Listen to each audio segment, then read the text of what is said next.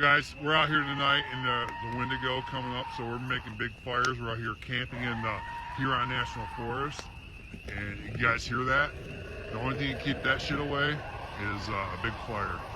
That's a huge fire, and that Wendigo is not going to come near that. So we got to stay up all night and keep doing that. Do you hear it? They're out there. So this is what we do up here when Wendigos get close. Is we have big fires, huge fires, and that'll keep the Wendigos away. We're not in California,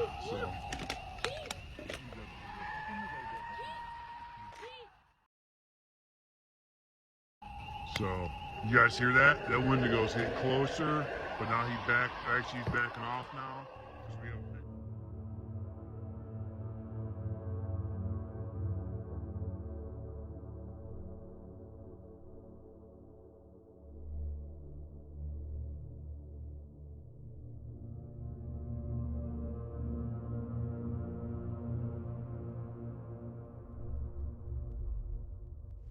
A New Hampshire Bigfoot sighting.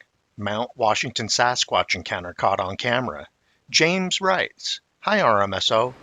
I have a photograph of what I think could be a juvenile Sasquatch if you're interested. Me and my wife, while hiking up Mount Washington, we thought it was a bear drinking from the stream, and I took a photograph. When it heard us, it ran away on two legs. When we saw that, we hauled out of there quick." I've attached the picture. I'm not certain, but it looks like there is something on the shoulder of the Sasquatch too. Possibly a baby? We were in the lower sections of the Amanusa Raven Trail. We were following a stream where there was a concentration of pine and spruce, and that's when we saw the animal, whatever it is.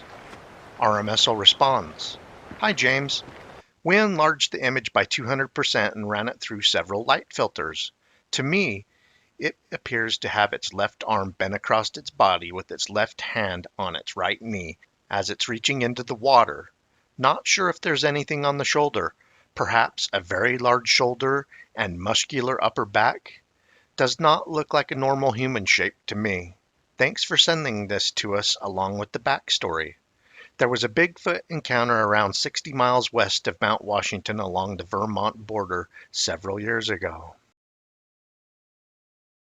We were frozen in awe. The creature looked about 8 feet tall. Sasquatch spotted behind Drygate Cabin in Vermont.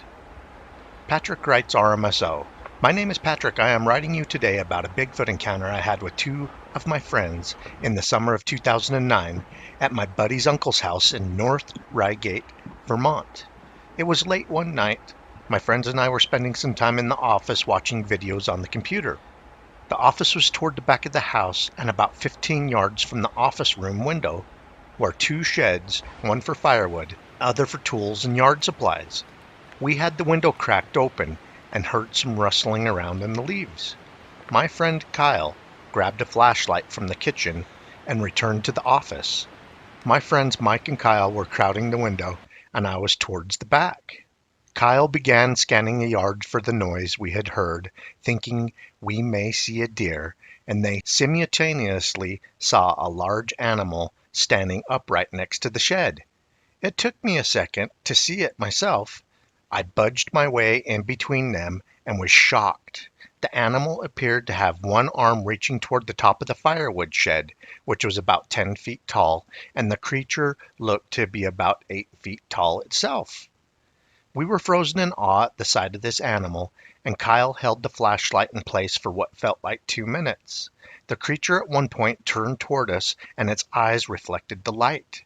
We decided to immediately back away from the window because it was terrifying. We had the light and monitor off and were crouched by the door whispering to one another about whether it could have been a bear or not. It was still facing the window, and Kyle and Mike facing me. About a minute after backing up from the window, I saw the shadow of a head pass by the window, which is about 7 to 8 feet from the ground. They didn't see it, but I began to freak out and took off through the house into the garage, and up the stairs to the loft where we had been staying. From the garage, we turned the front and backyard spotlights on and were awake all night, scared out of our minds. The next day, we were riding our bikes down the dirt road about 5 miles from the house. We stopped to take a break and had just gotten off of our bikes when we heard what sounded like a boulder or a large drop and smash on the ground. Whatever it was close enough that I could feel the ground shake because I was closest to the noise. Immediately after whatever hit the ground, we heard an ear-piercing roar.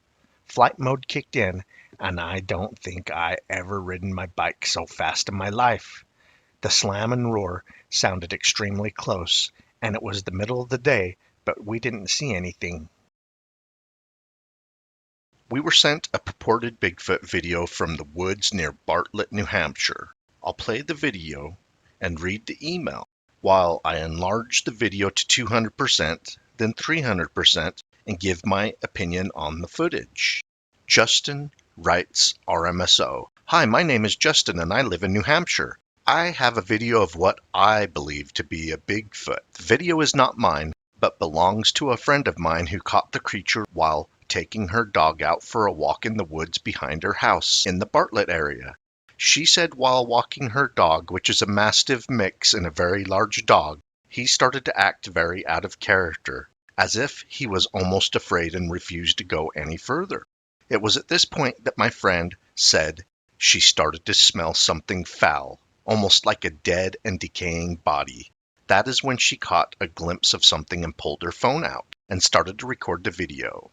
Justin states there is another video of the encounter and is going to see if he can get it to send to us. Was hoping there was more than 9 seconds of video of the subject because there just isn't enough to make an opinion about the purported Bigfoot in the video.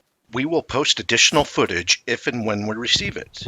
Keep on watching, we're gonna keep on squatching.